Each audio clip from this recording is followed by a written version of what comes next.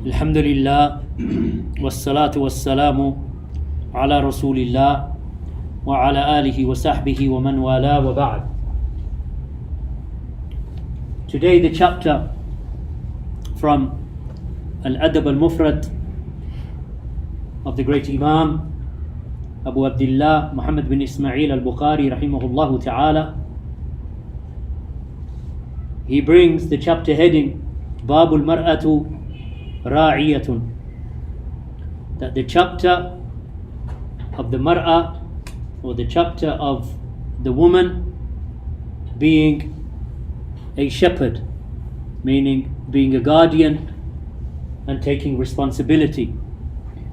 Hadith number 214, Imam al-Bukhari brings his chain of narration by stating Haddathana Abu Yaman, the Abu Yaman narrated to us, and he said Akhbarna Shu'aib ibn Abi Hamza, that Shu'aib ibn Abi Hamza, that he informed us from Az-Zuhri, who said that Salim informed us from Ibn Umar, and he is of course the Sahabi radiyallahu anhuma, Abdullah bin Umar, أنه سمع رسول الله صلى الله عليه وسلم يقول, that he heard Allah's Messenger sallallahu alayhi wasallam saying, كلكم راع وكلكم مسؤول عن رعيته, that each of you is a shepherd and each of you is responsible for his flock, meaning that each of you is a guardian and each of you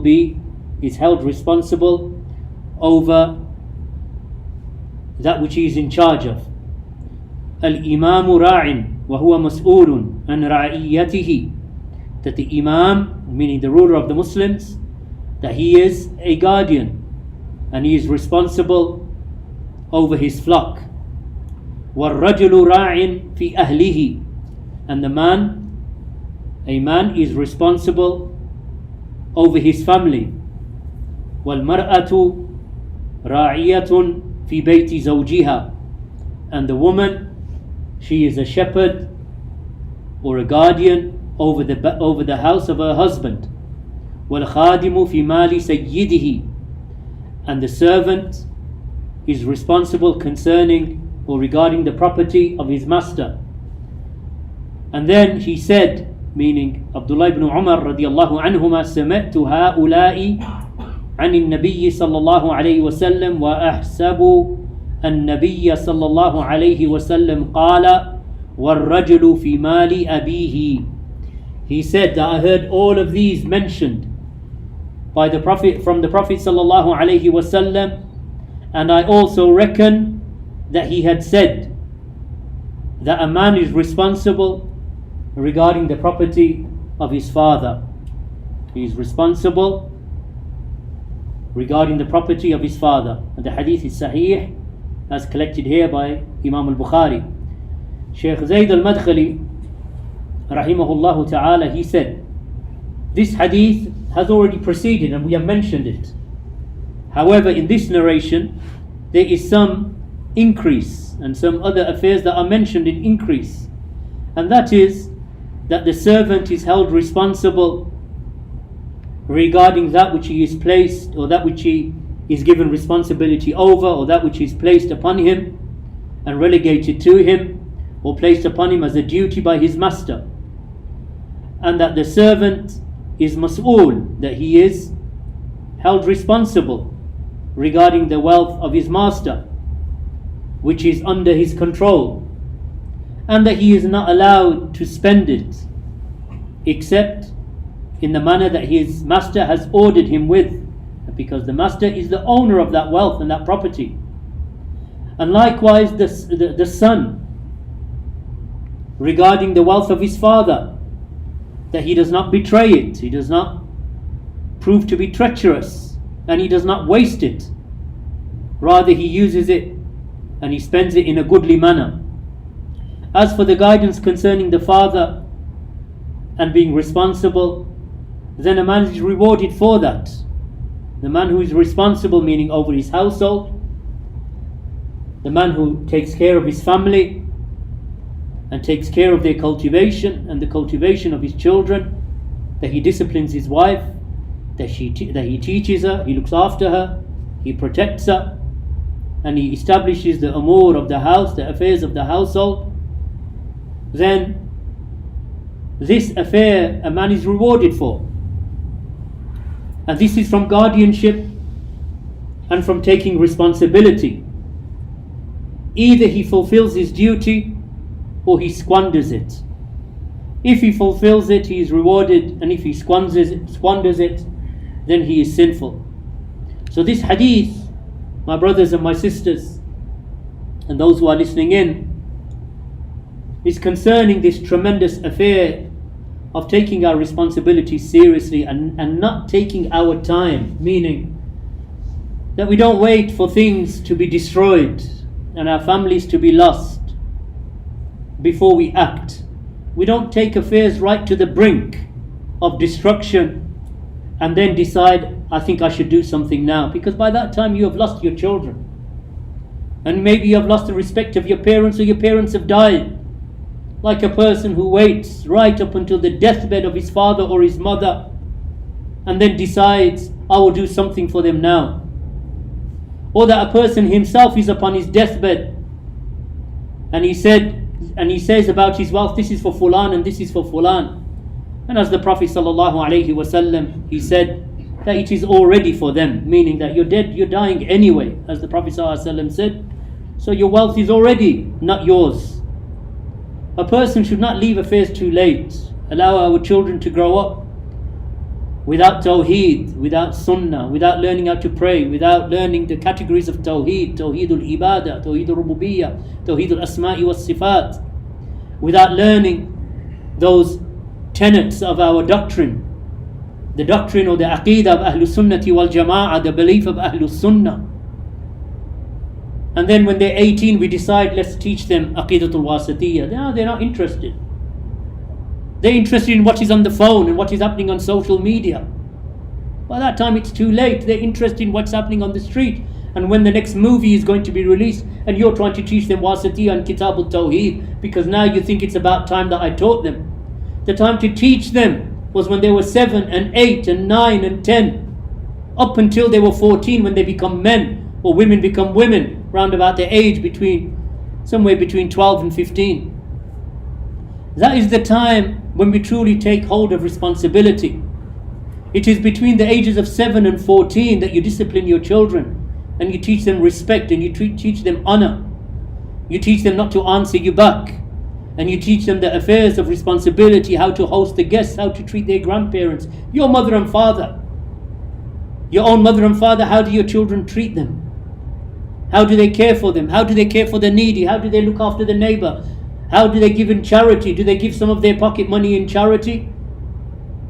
And when they are 18 and they are trying to get away from you because they're so enticed by the affairs of the dunya, is that when you look towards your children and say, well, it's about time I did something, and then you run around trying to fix them? They don't want to be fixed at that age unless Allah subhanahu wa ta'ala guides them. Because the time to build them and to nurture them and to establish their religion, to establish their aqeedah, to establish their salah, to establish the knowledge of the sharia is at an early age. So by the time they reach adulthood, that knowledge and that theoretical knowledge of the sharia they already know. By the ages of 15, 16, 17, they see the affairs, that which you taught them, they see its reality around them. The signs of the hour. They begin to understand, because now when they enter into puberty and adulthood, they know how to take the responsibility. Now that they're adults, they understand that my father taught me the signs of the hour and I'm seeing some of the minor signs of the hour. Knowledge will be lifted. Jahl will become widespread. Wine will be drunk. And zina will become the norm, a habit amongst the people, fornication. If we do not teach our children, the Prophet ﷺ mentioned this, by the way, from the Ashratu Sa'a, from the signs of the hour. We don't teach our children the questions in the grave. Man Rabbuk, Ma Dinuk, Man Nabiyuk. Who was this man that was sent amongst you? We don't teach them Salatul Usul, the 3 fundamental principles that Shaykhul Islam Muhammad bin Abdul Wahhab penned down. in simplified form, explained by many scholars, from them Ibn Uthaymeen, from them Sheikh bin Baz, from them Sheikh Ubaid al-Jabri and others. Our children don't even know the names of these scholars or the names of these books. They know more football teams than they know names of the Sahaba. Imagine that. Muslim children in a Muslim home, mother and father are praying, and their children know the football teams in the Premier League, and then in the first division or second division or whatever. They know more names of more movies and film stars than they do of the wives of the Prophet ﷺ and the Sahabiyat. Ask them to name the 6 books, the 6 famous books of Hadith. Then ask them about the names of the 6 famous football players in Britain. This is the level that we've reached. That our children are more aware of those affairs that actually will destroy them and annihilate them for generations to come. And they don't know the arkan of Iman. Ask them, what are the arkan of Iman? What are the pillars of Iman? What are the pillars of the Salah even? What are the arkan of the Salah? The prayer has pillars, what are they? What are the conditions of the prayer? And they don't know. What are the wajibat of the Salah? They don't know. What do you do if you make a mistake in the prayer? They don't know. Then we cry ourselves, we weep over our children, because we didn't cultivate them, and we didn't nurture them, and we didn't work upon them, because we ourselves, we didn't care, because we were living our lives. That's why the affair of responsibility, and likewise the mother. What is your duty, my sister? What is your duty as a wife to your husband? What is your duty as a mother of the house? What is your duty as a guardian over the house of your husband, the household and the family of your husband? How are you nurturing? Are you on the phone all day long? What's happening on Facebook? What's happening on YouTube? What's happening on Twitter? Whilst your children are running feral in the house, unnurtured, uncultured, don't know how to speak to people, don't know how to speak with respectful words, don't know how to cook, don't know how to clean. Why? Because you've got a maid, because you've got a worker, because you've got some sort of servant in the house. My daughter doesn't have to cook, my son doesn't have to do anything. He doesn't have to take out the rubbish, he doesn't have to clean his room, because he's my delicate son. I'll get someone to clean it for him. I will get someone to wipe the floor. I will get someone to do the shopping. How are we raising our children? Rijal, these are Rijal. These are men of the future who are going to raise the banner of Islam and protect this religion against corruption. We have to open our eyes, especially our younger brothers whose families are beginning. Love your children, love them from the depths of your heart, but don't allow them to divert you from the dhikr of Allah. Love them, nurture them, let them play from the time they're born up until the age of 7. Let them play, let them enjoy at the age of 7, like the Prophet ﷺ said. Command them with the salah. Command your 7-year-old with the prayer. So what are you going to do? Just come and pray next to me? No. Now you have to teach him how to make wudu, because he can't stand next to you unless he's in a state of wudu. It's when the Prophet ﷺ said, command your children with the salah at the age of 7. It means teach them the wudu, because without wudu there is no salah. Teach them Fatiha, because they need to know what to recite in the raka'ah. Teach them what they have to say before they go into ruku', the takbir, Allahu Akbar. Teach them what they've got to say in the ruku'. Teach them what they have to say when they come up out of ruku'. Teach them what to recite in the tashahhud and in between the sajdatayn. Did we do that to our children at the age of 7, or we waited till 18? Prophet ﷺ said, don't make the taslim up until you seek refuge in 4. Your son says, what for? What's the 4 things? Because we never taught them. And who cries in the end except for the mother and father? My children, they left me. They left me and they don't care about me. Or that if I die, they don't even know how to perform janazah over me. They won't know how to wash me or shroud me or make dua for me. These are the children. But mashallah, he's an engineer. Mashallah, he's a lawyer. Mashallah, he's rich. Because that's all we care about in our times. We care more about the secular education that will make them rich and prosperous, which is what parents want for their children, and they forget the akhirah. This mas'uliyah is immense. وَرَجُلُ فِي مَالِ أَبِيهِ. And the man is responsible concerning the wealth and the property of his father, because he has to be trustworthy. Which son is going to be trustworthy except the one that is raised with nobility and honor, with discipline? He doesn't even look his father in the eye because of the honor and the haiba that he has for his father.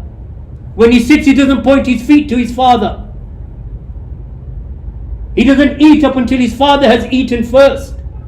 He doesn't enter the home up until his father enters the home first. And the mother, min bab awla. And the mother, she has even a higher rank. Just as the Prophet ﷺ said to the man who asked him, Ya Rasulullah, who has more right to my good treatment? He said, Ummuk. In a narration, who has more right to my companionship? He said, Ummuk, your mother. He said, Thumma man? He said, Ummuk. He said, then who? He said, your mother. Then he said, then who? He said, your mother, 3 times. Then he said, your father. Then your father. Our children, how are they with their mothers? How are they with their fathers? We want to blame society, we want to blame everything, but we're bringing that mess into the house through social media and through, whatever else, movies and Netflix and music and YouTube. Son doesn't talk to his father, he's too busy on the phone laughing at whoever he's talking to on WhatsApp. Too busy for his mother, too busy for his father. By the time they realize how they've neglected their parents are on the deathbed. Their parents are on their deathbed. A man, Prophet ﷺ said, may his nose be rubbed in the dust. May his nose be rubbed in the dust. May his nose be rubbed in the dust. They said, Man ya Rasulullah? He said, the one who reached his parent when they were old age, either one of them or both of them, and as a result he does not enter into Jannah. Who is the one who is this? Meaning rubbed, when the nose is rubbed in the dust, when the Prophet ﷺ is mentioning those words, meaning that he is disgraced. Disgraced is the one whose parents reach old age, one of them or both of them, and due to the khidmah that he had the opportunity to give to them, the service and the looking after, he didn't do it, and because of that he does not enter into Jannah. How disgraceful is that? How disgraceful is it that we don't nurture our children, we don't nurture our wives, we don't nurture our families, we don't take this mas'uliyah seriously enough. May Allah subhanahu wa ta'ala guide us and guide the Muslims to good treatment and understand the real responsibility that they have, the burden that they carry for the generation that is to come and for generations that come in the future. May Allah subhanahu wa ta'ala rectify the affairs of the Muslims. Walhamdulillahi Rabbil Alameen wa sallallahu ala nabiyyina Muhammad